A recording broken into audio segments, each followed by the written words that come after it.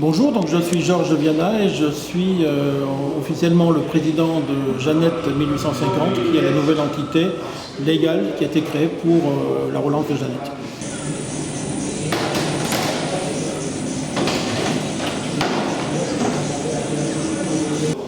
Moi, je suis arrivé sur cette affaire un peu par hasard, c'est en lisant le journal et en voyant qu'il y avait des salariés qui se battaient, qui occupaient une usine pour éviter que le matériel soit vendu aux enchères. Donc ça, c'est quelque chose qui m'a tout de suite touché, parce que me dire il y a des salariés qui se mobilisent pour l'entreprise, c'est quelque chose qui pour moi est fondamental, qui rentre dans mes valeurs. Et ensuite, c'était de voir le cas Jeannette. Et je me suis dit, Jeannette, c'est une entreprise qui est la plus vieille biscuiterie de Normandie. C'est une entreprise qui fabrique un produit qui est typiquement français, qui est de la madeleine. Vous les goûtez encore, vous? Ah oui, il faut. On s'achète. Quand on s'était vu la dernière fois, vous n'aviez pas forcément le moral. Comment vous êtes quand vous repensez à tous ces mois de lutte? Il y a des moments, on y pense et puis on se dit, on n'était pas si mal en fait. On a bien fait de le faire. Et alors, au départ, je me suis dit, il n'y a peut-être aucun avenir dans la madeleine en France, parce que si elle a fermé, c'est peut-être qu'il n'y a pas de clients. Personne n'en veut des madeleines en France. Vous n'étiez pas du tout un pâtissier. Pas du tout dans le domaine, mais par contre, j'avais travaillé dans plus de 20 pays, donc beaucoup à l'international. Et ce qui revenait souvent, c'est quand je visitais ces pays, tout le monde me demandait, tu peux nous ramener de France des bons produits français. C'était soit du parfum, etc. pour les dames, et pour les messieurs, c'était plutôt de la bonne nourriture. Et c'est vrai que la gastronomie française, c'est quelque chose qui a une très très bonne image à l'étranger. Et donc au départ, je me suis dit, là, on a un salarié motivé, on a une marque qui est historique, on a un produit qui est typiquement français. Si on fait un bon mix, si on est capable de réaliser un bon produit, on doit en tout cas pouvoir le vendre à l'étranger. Et pour moi, mon business plan, on va dire, immédiat dans la tête, c'était de dire on vise le marché étranger avec le marketing qui va, etc. Et on oublie la France, c'est peut-être pour ça qu'ils sont plantés, mais on va viser sur l'étranger. Et donc c'est comme ça que je suis venu m'intéresser au sujet Jeannette. Sauf que les Normands, ils se sont bien mobilisés, la population. Mieux que les banquiers, il paraît, au départ. Oui, alors c'est vrai que j'ai commencé à regarder un petit peu le projet. Je me suis entouré quand même de quelques spécialistes dans le domaine alimentaire, parce qu'il ne fallait quand même pas partir à faire n'importe quoi sur ce projet. Et là, je me suis retrouvé confronté à sorte d'avis négatif de la plupart des banques qui nous disaient mais Jeannette c'est mort, vous ne comprenez pas, personne n'en veut de Jeannette, les clients n'en veulent pas. Il y en a même un qui m'a dit mais vous verrez que même si vous arrivez par miracle à relancer la production, vous verrez que vous n'aurez pas un client avant 6 mois.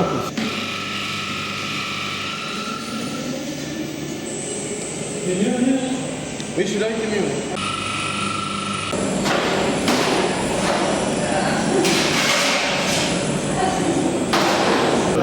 C'est là où je me suis commencé à m'intéresser un peu plus.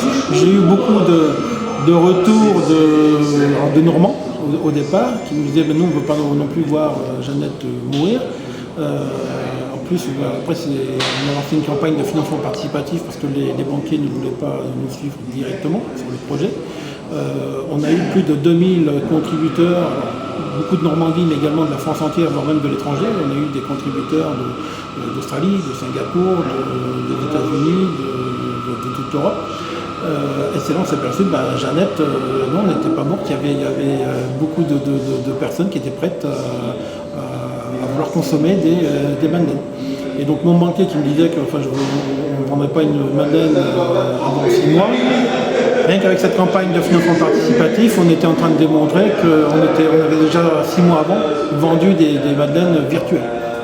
Voilà, c'était une prévente en fait. C'était une prévente. Et donc ça permettait de démontrer qu'il y avait des clients, il y avait des soutiens. Et que même si au départ je m'étais dit peut-être qu'il n'y a aucun marché en France, en fait il y avait un vrai marché. En France je ne sais pas, mais en tout cas en Normandie et localement il y a un vrai marché.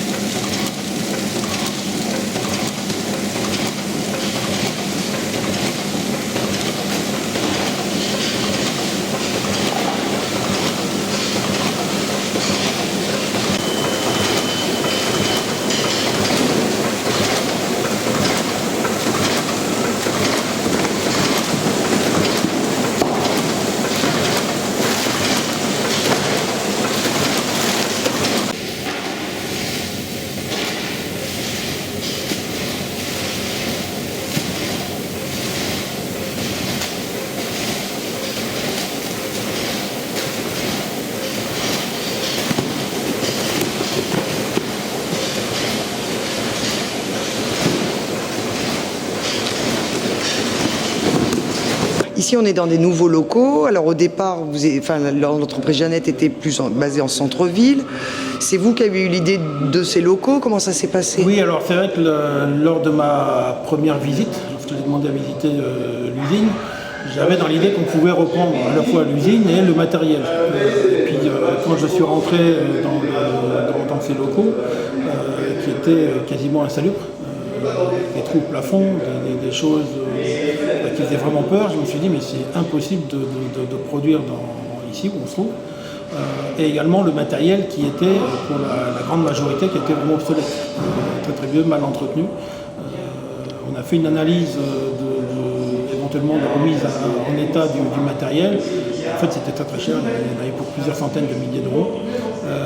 Donc c'est vrai que j'ai été vraiment très déçu à ce moment-là, parce que je me suis dit, mais moi je n'y arriverai jamais tout seul à monter une nouvelle usine, acheter du nouveau matériel. Il va me falloir beaucoup plus d'argent que ce que j'avais prévu. Et donc se dégage une autre idée qui est Alors c'est vrai que l'idée qui est venue ensuite, c'est de dire on refait un autre projet un petit peu différent, avec un nouveau local, avec du nouveau matériel. Par contre, en essayant d'alléger, on va dire, les investissements, en mettant du matériel un peu plus traditionnel qui aujourd'hui, on utilise du matériel de pâtisserie, d'une grande pâtisserie. On n'est pas en matériel industriel, on n'a pas de grand four comme on avait avant ou comme Jeannette en avait avant. On fait de l'artisanat. Alors ce qui n'est pas plus mal par rapport aux produits que l'on veut réaliser. On veut réaliser des produits haut de gamme qui sont faits avec de très bons produits, alors c'est possible locaux, mais sinon on travaille avec de très bons produits, soit nationaux, soit à l'étranger, parce qu'ils ne sont disponibles qu'à l'étranger. Donc le fait d'avoir ce matériel un petit peu artisanal n'est pas une mauvaise chose, ça nous permet de travailler différemment. C'est vrai que c'est du travail un peu manuel, mais finalement ça va bien avec l'image de Jeannette. Je dis, donc il faudrait voir si on peut faire mettons 4-5 pistaches et puis avant on fait Alors vous étiez quelqu'un avec plein de sous et vous avez placé votre argent ou vous avez pris des vrais risques, vous, personnellement? Alors plein de sous, non, parce que j'avais quelques économies, on va dire, mais par contre, aujourd'hui, j'ai pris énormément de risques, parce que j'ai placé, on va dire, j'ai mis toutes mes économies dans Jeannette. J'ai dû vendre ma maison, tout ce que j'avais été mis dans Jeannette. Il y a d'autres investisseurs qui nous ont aidés, qui sont venus nous accompagner. Mais c'est vrai que c'est un vrai risque. Mais il faut l'assumer jusqu'au bout. Aujourd'hui, je n'ai pas de salaire. Et donc, c'est un risque pour moi, mais aussi pour ma famille. C'est-à-dire tout ce qui a été fait. J'ai croisé votre épouse dans l'entreprise. Tout le monde met la main à la pâte, c'est le cas de le dire? Tout le monde, mon épouse, mes enfants quand ils peuvent venir.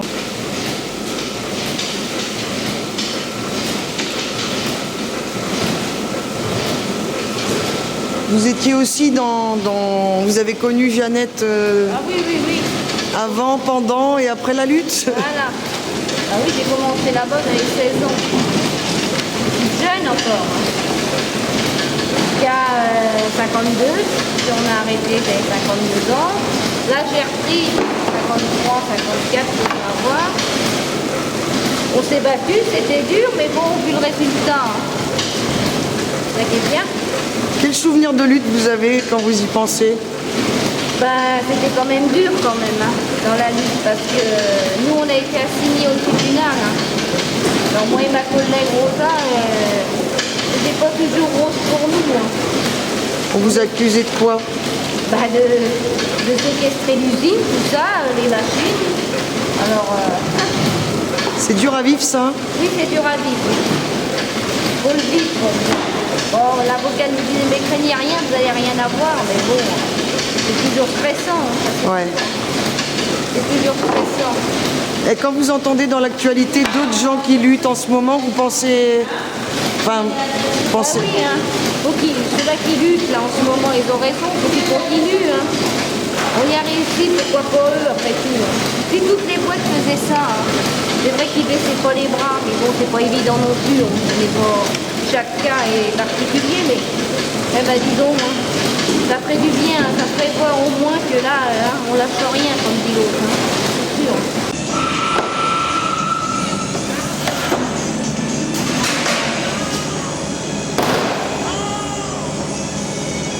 Dans l'ancienne entreprise, tout était mécanisé. Dans les anciens locaux. Oui. Donc là, vous retrouvez un travail plus manuel. Beaucoup manuel. Beaucoup manuel. On fait que du manuel. On est derrière. Et vous le vivez comment? Bah, très bien, on a l'impression de rajeunir puisqu'on a commencé à 16 ans, on faisait que du travail manuel, donc ça nous rajeunit. Voilà.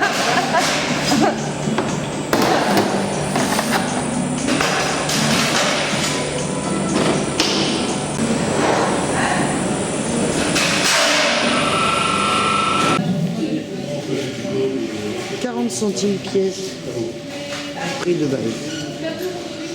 Ça, 1 euro.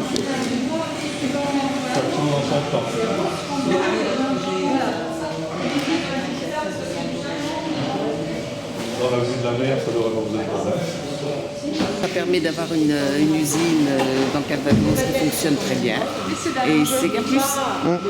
Vous continuez à les soutenir en mangeant les madeleines. Bonjour vos madeleines. Voilà, tout à fait. 12 euros.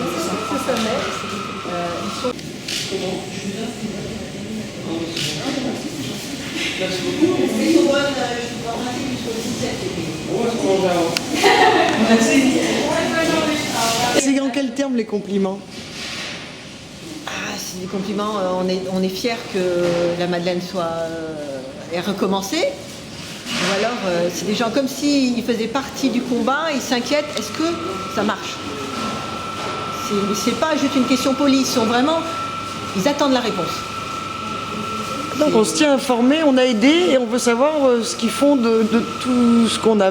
Non, c'est tout simplement, ils ont fait partie de l'histoire, ils sont de camp, donc ils veulent être rassurés, savoir si leur soutien n'a pas été pour rien, si on n'est pas en train, ils veulent savoir si on n'est pas en train de se casser la gueule maintenant. C'est une inquiétude mais bienveillante, voilà, c'est ça. Vous êtes en train de chercher des points de vente, honnêtement? Oui. Locaux ou pas seulement? Dans un premier temps locaux parce que c'est plus facile. Et puis après, si on peut en avoir ne serait-ce que pas mal à Paris. Et puis on aura de la vente par correspondance aussi. Et les Canets, ils auront bientôt leur boutique en centre-ville où ils ne seront pas obligés de venir à l'usine? Ou alors ils aiment bien venir à l'usine et on continuera comme ça? Disons que dès qu'on pourra, on ouvrira une boutique. Ce sera notre priorité. Bon, il y a déjà des points de vente des revendeurs. Hein, mais il faut qu'on ait notre boutique à temps, c'est clair. Mais c'est sympa aussi de les accueillir sur le lieu de production, ça a du sens pour l'instant. Oui, mais le problème c'est que tous les gens qui n'ont pas de voiture, comment ils font pour venir? Puisqu'ici les bus, il y en a très peu quoi. Donc il faut que tout le monde puisse acheter nos madeleines.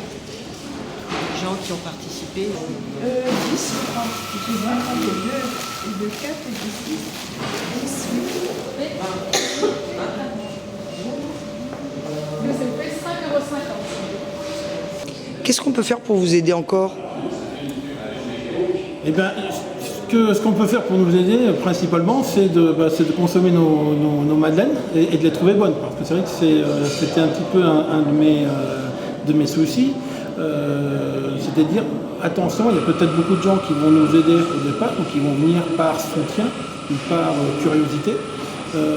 Mais ces gens-là, si nos madeleines ne sont pas bonnes, ils vont venir qu'une fois et puis on les verra plus après. Donc c'est peut-être faire des bonnes madeleines pour que les gens reviennent consommer régulièrement. Et donc aujourd'hui, c'est vrai que ce que l'on peut faire pour nous, c'est venir goûter nos madeleines et si elles sont bonnes, on peut continuer à les déguster.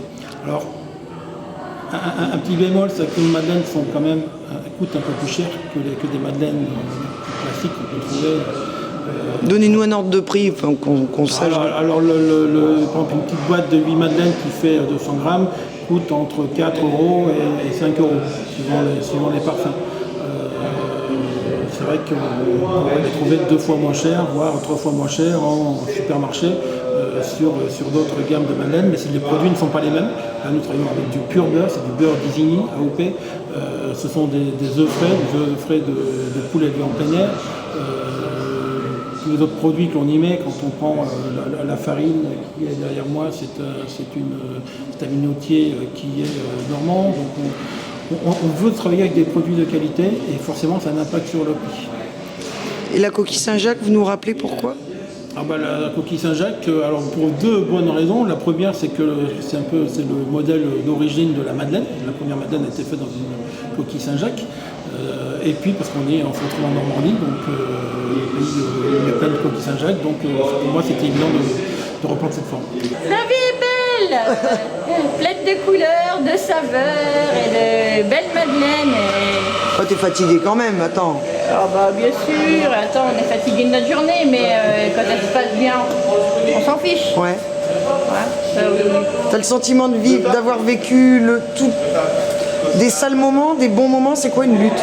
Les deux, une lutte, hein, c'est pas que des bons, hein, c'est des bons, des mauvais, et puis on fait avec, hein, on apprend à vivre avec, et on cherche toujours une solution pour s'en sortir, et puis à l'heure d'aujourd'hui, on s'en est sorti. Ouais. Voilà, exactement. Et quand tu vois d'autres luttes là en ce moment dans les médias, etc., je pense à Air France, je pense à Goodyear pour les plus connus, mais il y a plein de petites boîtes aussi qui luttent. Tu penses à eux, enfin, t'as envie de leur dire quoi? J'ai envie de leur dire de prendre exemple sur nous, comme nous, tu vois, j'en parlais il n'y a pas longtemps, et c'est vrai qu'il y a beaucoup de gens ici qui ne connaissent pas l'IP. Et pourtant l'IP, ça a marqué notre jeunesse quand même, et j'ai vu un reportage il n'y a pas longtemps, il y a un bonhomme qui a racheté les LIP et qui les remet dans les rayons. Et je me dis que pour nous c'était un exemple, le LIP. Et puis moi, j'aimerais bien que le combat Jeannette serve d'exemple aussi à d'autres qui, je leur souhaite pas, mais si ça leur arrive, qui se battent sur nous et puis qui luttent aussi fort, aussi dur, avec les mêmes convictions, et puis qu'ils arrivent à quelque chose comme nous on a pu arriver, parce que c'est vrai que notre combat il a été dur, long, mais bon, avec de la pugnacité, comme dit. Aujourd'hui, c'est un autre combat quand même. Il y en a un qui est celui de faire vivre et de... Ouais, mais le combat qu'on menait avant, on ne menait pas toujours avec le sourire, quoique maintenant, le combat de réussir aujourd'hui et puis de sortir des belles choses, parce qu'il faut sortir des belles choses. Moi, personnellement, je viens toujours avec le sourire le matin, et puis je repars avec. L'avenir, oui, l'avenir, c'est vrai que l'avenir, c'est pour nous, c'est beaucoup plus de salariés. Aujourd'hui, nous sommes 18 salariés, c'est tout, globalement. C'est peut-être un peu plus que ce qu'on avait prévu au démarrage. Dans le projet, on était sur 15-16 salariés. Cela dit, on pourrait faire beaucoup mieux. Quand je vois les demandes que l'on a eues, qu'on n'a pas pu satisfaire, donc on pourrait augmenter la production, augmenter le nombre d'emplois. Et ça, au-delà de Jeannette, ce qui me préoccupe, on va dire, au quotidien, mais c'est de dire, aujourd'hui en France, on est en période de crise économique. Il faudrait créer aujourd'hui une sorte d'état d'urgence pour l'emploi. Parce qu'aujourd'hui, il y a quand même des choses à faire. Il y a des emplois que l'on peut sauver. Je ne dis pas qu'on peut sauver tous les emplois, mais il y a quand même énormément, sans doute des centaines, des milliers, des dizaines de milliers d'entreprises qui vont mettre du monde au chômage. On voit des chômeurs de plus en plus tous les mois. Et que l'on pourrait sauver par un nouveau positionnement, par de nouvelles idées, par du financement, justement pour qu'elles réinvestissent dans du nouveau matériel. Et c'est ça dont on a besoin. Et moi, ce que je voudrais, c'est ok, il faut que je fasse vivre Jeannette, mais au-delà de Jeannette, il faudrait que Jeannette serve comme exemple à d'autres entreprises et globalement pour qu'on continue à relancer cette économie. Avec de l'envie. Il faut de l'envie, il faut des moyens aussi, il faut du support. C'est vrai qu'aujourd'hui... Il faut que tout le monde joue le jeu à tous les niveaux finalement. Oui, et aujourd'hui, c'est vrai que j'ai l'impression qu'il y a quand même... C'est pour ça que je parlais tout à l'heure d'état d'urgence un peu de l'emploi. C'est qu'aujourd'hui, il y a tellement de freins qui sont mis dans les entreprises. Je prends Jeannette, quand je vois qu'on a mis 8 mois avant de nous rembourser la TVA qu'on nous devait. C'est de l'argent dont on a besoin. Quand je vois que mon prêt bancaire il n'est toujours pas accordé 6 mois après, il est accordé mais il n'est pas décaissé 6 mois après, alors que s'il manque 40 € à l'URSSAF, tout de suite j'ai une mise en demeure immédiate pour payer. Quand je vois que on me demande, parce que j'ai 50 ans, on me dit vous devez payer une surprime parce que vous n'êtes pas tout mec, vous êtes un peu gros, et vous avez 19 000 € de surprime d'assurance pour le prêt qui est déjà quand même couvert par la BPI, etc. Je me dis, là, il y a quelque chose d'hallucinant. Il faudrait que l'État, globalement, je ne veux pas faire de politique, c'est ni un parti ni l'autre, c'est que l'État, globalement, se dit, là, il faut vraiment faire quelque chose pour l'emploi. Aidons les entreprises. Est-ce qu'il y a besoin de dépenser 19 000 € pour une entreprise qui démarre, juste pour garantir un prêt bancaire? Est-ce que la BPI ne peut pas prendre à sa charge ce genre d'opération? Est-ce qu'on ne peut pas changer quelques règles au niveau toujours de la BPI en disant peut-être qu'on peut financer directement certaines entreprises, contrairement à la règle qui dit qu'on ne finance pas des entreprises qui ont moins de 3 ans d'existence? Parce que justement, on est pour moi dans un état d'urgence. Il faut changer un petit peu les règles qui sont figées, qui ont été faites pour un état qui était peut-être plus normal. Mais là, on est en situation où on a presque 6 millions de personnes qui n'ont pas d'activité. Donc il faut qu'on bouge. Et qui ont des savoir-faire. Et qui ont des savoir-faire. Moi, c'est vrai que des fois, ça me réplique quand on dit on va former des gens. Certes, c'est peut-être des gens qui ont besoin de formation. Combien il y a de salariés aujourd'hui qui sont licenciés, qui ont 20, 30 années d'expérience? Ce sont des gens qui n'ont pas besoin de formation, ils sont formés, ils ont un savoir-faire. Donc utilisons-le. C'est ça qui des fois, j'ai envie de taper dans la fourmilière et de dire mais bougez-vous, quoi. Parce qu'on a besoin d'aide. Vous êtes passé aux 35 heures, c'est ça? Oui. Et ça, c'est mieux? C'est plutôt mieux? Sans perte de salaire, à peu près, par rapport à avant? On a une perte de salaire. Ouais. On a repris à zéro. Ouais. On n'a plus d'ancienneté, on n'a pas de prime de face, on n'a pas de... Et vous aviez le choix de dire je reviens ou pas, vous avez fait... Oui. Et on a bien dit, quand on a été à l'entretien, on nous a bien expliqué qu'on allait être payé au SMIC, quoi. On voulait ou on voulait pas. Hein. Tout était clair dès le départ. Voilà. On savait, oui. Et vous avez fait le choix, vous, de... revenir pour Ouais. Et vous savez pourquoi? Pourquoi que ça soit là ou ailleurs, de toute façon, je savais qu'on nous reprenait au SMIC et puis j'avais pas le choix. Et puis bon, moi, j'ai fait comme les autres. Je me suis battue pour garder mon emploi, pour que la jeunesse puisse vivre et tout. Donc après tout, pourquoi pas. Ouais. Voilà. C'est quoi votre prénom? Ginette. Ginette de chez Jeannette. Vous êtes entrée à quel âge chez Jeannette? À 16 ans. Ah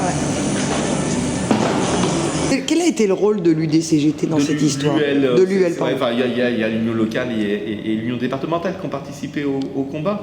Mais notre rôle, ça a été d'aider, de conseiller et d'organiser le combat des salariés et d'être au quotidien auprès d'eux pour effectivement essayer de construire ce que l'on a réussi à mettre en place, c'est-à-dire la reconstruction de l'entreprise Jeannette.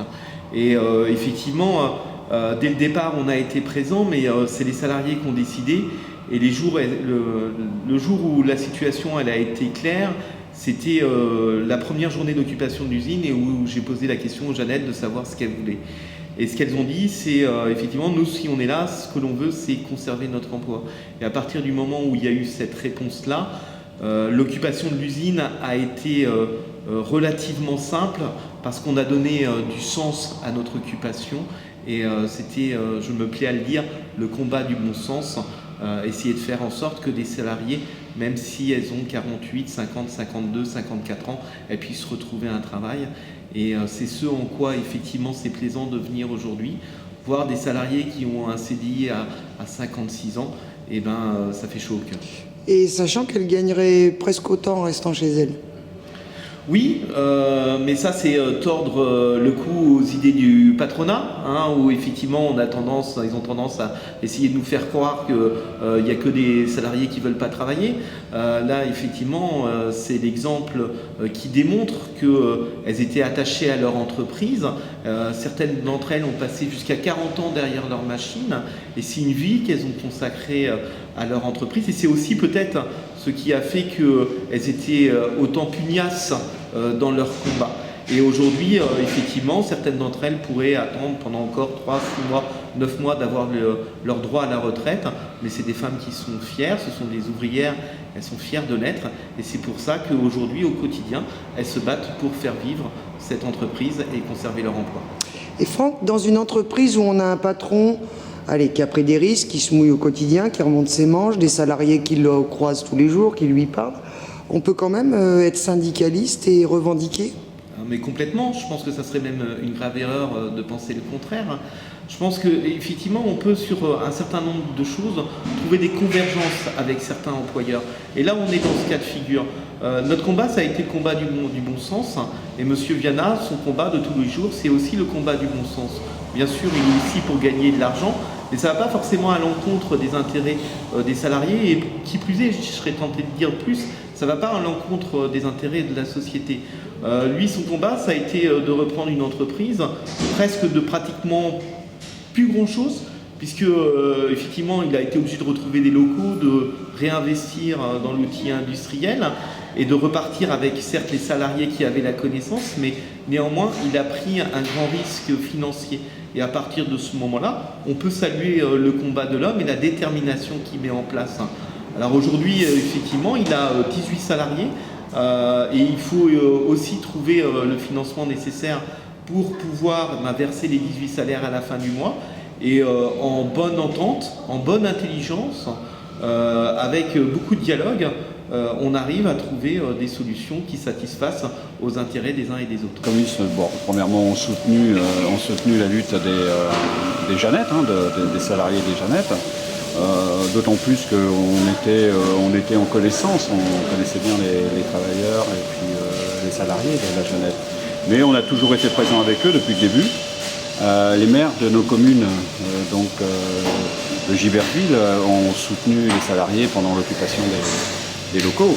Et pour nous, c'était un élément important de pouvoir venir avec eux parce qu'on contribuait à l'essor de la défense des intérêts de cette entreprise, parce que c'est une entreprise quand même qui était très ancienne et qui avait un sens important pour le travail dans le Politiquement, c'était facile de rassembler sur leur lutte ou... Ouais, je pourrais dire que c'est jamais simple, mais pour nous, c'était assez facile. C'était quand même une entreprise qui avait marqué la région.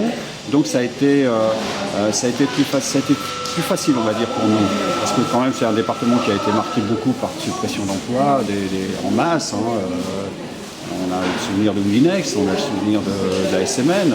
Donc c'était quand même quelque chose qui avait marqué. On disait, oula, encore une boîte qui va disparaître. Donc il y a eu vraiment un élan de la part de la population caennaise qui a permis en même temps d'aider à la fois financièrement de redémarrer cette entreprise, puisqu'il y a eu un appel à une espèce d'offre financière qui a vu son moment important, puisque je crois qu'ils ont récolté quelque chose comme 63 000 euros, quelque chose comme ça. Ça sert de modèle politique? La lutte, oui. La lutte, ça sert toujours de modèle, c'est-à-dire de voir comment les salariés conduisent leur lutte, comment ils sont capables, par leur détermination, de redémarrer une entreprise et puis d'aider à ce qu'elle démarre. Parce que même s'il y a eu l'intervention d'un entrepreneur pour accepter de reprendre cette entreprise, n'empêche que c'est le savoir-faire des salariés qui a fait que c'est possible. Leurs compétences et leur détermination en disant voilà, c'est une entreprise viable, donc on y va. La vie est belle.